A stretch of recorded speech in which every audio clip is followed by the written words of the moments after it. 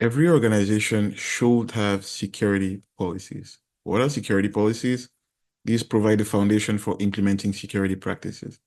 These are documents that outline how an organization should approach security. You don't just wake up one morning and decide to use firewalls or decide that one port will be open, one port will be closed. No, you need a policy, you need a strategy, you need decision making. So security policy serves as a guide for decision making. You don't just get up and make your own rules. You need a standardized format such that if someone leaves the organization and someone else replaces him, everything will still be seamless. There are so many policies. You have acceptable use policies, change management, and a few more. So these are the policies we're going to talk about based on the syllabus. And the first one is an acceptable use policy. What are acceptable use policies? It's a document that outlines acceptable ways in which an organization's resources may be used by employees, contractors, vendors, third parties, interns, etc. So this serves as a guideline to ensure secure use of resources within the organization. For example, use of email for personal communication should be prohibited or limited. Only authorized software should be installed on company devices. Employees should exercise caution when representing the company on social media. So these are rules that you can think about already, but they have to be written down. And usually when employees join an organization, they sign the acceptable use policy to adhere to the policies. You have information security policies. These outline how an organization should protect its IT assets. How should an organization protect its assets? This covers data protection, access control, and information security policies. Incident response policies are policies for detecting, responding to, and recovering from security incidents. So you have to have a written down process on how to prepare for incidents. What do you do? Once you've detected an incident, what do you do? How do you analyze an incident? Is it an incident or just a regular event? How do you contain that? How do you eradicate? How do you get rid of malware? How do you recover? What do you do after to learn your lessons? Remember section 4.8 on incident response. It ensures effective response to minimize impact after an incident occurs. Business continuity. Business continuity ensures the organization can continue operations during and after a disruption. So imagine there is a damage, there is a problem, and the organization is not able to operate. You need a way to know how to function, to keep operating and use alternate systems while you get the main systems online. This is important to plan for critical business functions and resources. The events can be a power outage, can be a loss of connectivity, can be a cyber attack. When that happens, how do you ensure that the business can keep operating? That's business continuity. Imagine that you have a store that sells clothes, for example. If there is a power outage and you're not able to use the computers and the tags, you can use paper, like you can use cash if the credit cards points of sales are not working, and paper receipts. That's one way to continue operating your business while you get your systems back online. Disaster recovery. This is restoring systems and data after a catastrophic event. So after an event, after a catastrophic event, what are the people you are going to contact? What are the plans you are going to have in place to recover systems back online? This is after a catastrophic event. So you're recovering from a disaster. The software development lifecycle. The software development lifecycle, this is integrating security into the software development process and having a structural way to develop software. So it starts with requirements process, then design, then coding, testing, deployment, and maintenance. So imagine you want to create a software. Imagine you want to create an application. Let's suppose it's Instagram, for example. First, you need a requirements process. The requirements process is where you ask the customer what exactly do they need on their software. We need a picture. We need a software that will take pictures, that will allow users to post comments, that will allow users to send instant messages, and more and more and more.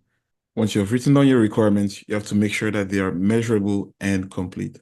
Then you design. You do your design, you do the architecture, you integrate security, the inputs, the outputs. How are you going to design your application? Then the coding phase. Coding. Then you test the application. First, you do unit testings, then integration testings, and more types of testings. Then you deploy to the public and you continuously maintain. So all of that should be in a type of policy, and it should be followed by every IT team, software development lifecycle. You have change management policies. Change management is a policy that organizations follow to control changes to their IT systems. So this is to ensure that any modifications are done in a controlled manner. This encourages accountability. And we covered this in domain 1 as well, deeper. So this requires a formal approval process. If you want to modify a piece of code and you work at Spotify Music, for example, you don't just go and modify the piece of code. You have to follow a specific process so that if there is a problem, we can easily roll back to the previous version and we can know who exactly changed, what exactly did they change, for which reason they changed, and more. This is important for accountability, tracking, and security. So these were policies. Every organization needs policies to operate. Now we have standards. Standards are practices that organizations follow to ensure security of systems, and they are developed by various organizations to provide a widely set of accepted principles. So what are some of the standards we can observe? You have password standards. Password standards, you have requirements for password complexity and management, ensuring that strong password practices are followed. For example, minimum of uppercase, lowercase, numbers, and special characters, minimum of 6 months on the passwords, lockout policies. If you fail to enter your password 5 times, you're kicked out, minimum password age, history, and more. These are standards. Mandatory, everyone has to follow. This is for security. Access control. These are standards for managing user access to systems and data. Principle of least privileged, for example. You only get access to the resources based on your role and not more, based on what you have to do and not more. Role-based access control. Based on your role in the organization, what can you access? If you're a manager, you will be in the group with the managers. If you're an intern, you'll be in the group with the interns, and it's easier to apply rules to those people. Physical security standards is to secure access to facilities and to physical equipment. Building access controls, surveillance, CCTVs, man traps, all those elements of physical security should be followed. Encryption, encrypting sensitive data at rest and in transit. What are the encryption protocols that are going to be followed? Every data at rest should be encrypted following the AES standard. VPN should be used for remote workers. HTTPS should be used on every web browser. This is to ensure data confidentiality. So standards are for security, are to be followed. They are mandatory and you don't play with that. Physical security, encryption, passwords, access control, and more. Procedures. Procedures are step-by-step instructions for implementing requirements outlined in policies. So you have some requirements outlined in the policies, and now you want to follow step-by-step instructions. For example, in the change management procedure, we talked about what are the steps for requesting, reviewing, approving, and implementing a change. You have step-by-step instructions. 1, you do this. 2, you do this. It's just like a cooking recipe. In procedures, you have step-by-step instructions. For example, we have something called playbooks. Playbooks are step-by-step guides corresponding to specific security events. When you use a playbook, this is just an example here. When you use a playbook, you're given step-by-step instructions on what to do. When there is to gather a message, this is what you do. This is who you reach out to. Here are a few options. This is what you do. This is how you reach out to. Now, playbooks are a lot of pages. This is just an overview, a quick overview, but this is what a procedure looks like. You have onboarding and offboarding. Onboarding is granting individuals access to an organization after they're being hired, and offboarding does the opposite. This is removing access when they leave the company. So you onboard, getting them on board to the organization, offboard when they leave the company, get rid of their data, their access, their cards, and more. And finally, we have guidelines. So guidelines are recommendations to support policies and procedures. Guidelines are not mandatory. Pay attention to that. Guidelines are not mandatory. They are recommendations to support security policies and procedures. For example, you can have social media guidelines. to advise employees to use common sense when posting. While social media policy might prohibit employees from sharing confidential information, social media guidelines advise employees to use common sense when posting online. The guidelines, important, are not mandatory. So let's summarize all of this. First, we started with policies, an organization's approach to security, and you have acceptable use policies, incident response, and more. Every organization needs policies to know how to approach security. Procedures are step-by-step instructions, just like a cooking recipe, and they usually have playbooks, procedures to know how to follow along.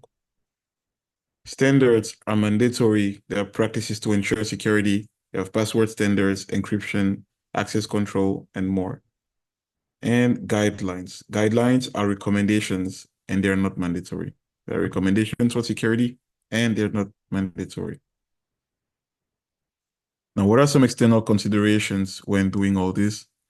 First, regulatory considerations. So compliance with laws and regulations relevant to the organization's industry. For example, if you're a credit card processing company, you have to follow PCI DSS regulations. If you're a healthcare company, you have to follow HIPAA rules. If you're in the European Union, you have to follow GDPR policies. Legal considerations, you have to ensure privacy and data protection. Contracts, agreements, liability management, and more. So you have to ensure privacy and data protection. Local and regional compliance with regional laws. You have to also make sure that you comply with your regional laws, not only the international ones. This may vary on the organization's geographical location, for example. National level regulations and guidelines for cybersecurity. For example, in the United States, you have the NIST, National Institute of Standard and Technology, that have like national guidelines for security. Wherever you find yourself, you have to follow those rules. Global as well. Global international regulations and standards for organizations that operate globally. So this involves cross-border data protection and compliance with global frameworks. All right, guys, what did you think of this course? You liked it? Great. We're glad you did. You can follow us on all our social media platforms, including YouTube, TikTok, Instagram, and Facebook. And don't forget, we also have these awesome Amazon flashcards to help you study. So definitely check out www.cybermook.com to order yours today.